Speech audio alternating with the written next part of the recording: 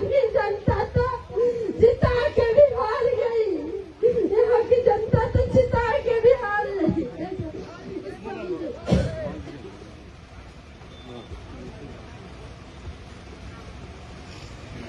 Corona आया तब भी मैंने देखा न जीता हुआ आया न हारा हुआ आया। सीओ का प्रकोप बढ़ता गया, प्रखंड में भ्रष्टाचार बढ़ता गया।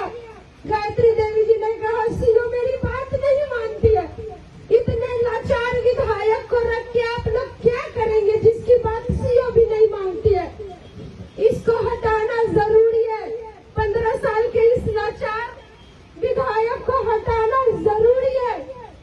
और मुझे पता है कि लालटेन से जिसको मिला है सिंबल वो हार जाएगी, वो हार जाएगी और जनता फिर से उसी नर्क में रहेगी जो 15 साल से झेल रही है।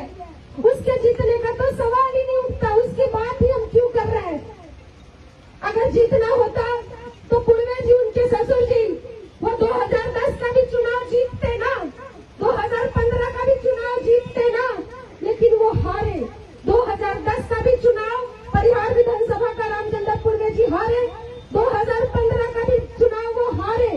क्योंकि जब सोनवर्षा विधानसभा था तो कुछ जाति समीकरण के कारण वो विधायक बने, लेकिन जब परिहार विधानसभा हुआ कई पंचायत कट जाने के बाद उनका जीतना असंभव था और असंभव है। वो नहीं जीत सकते। अगर वहां से कोई जीत सकता है बीजेपी के अलावा तो वही जीत सकता है जो जातीय समीकरण की सीमा को तोड़ दिया हो और सबके दिलों में बसने का काम किया हो, बिना जाति पाति धर्म भेदभाव को देखे बिना एक होकर के परिहार के लिए खड़ी रही हो। ऋतु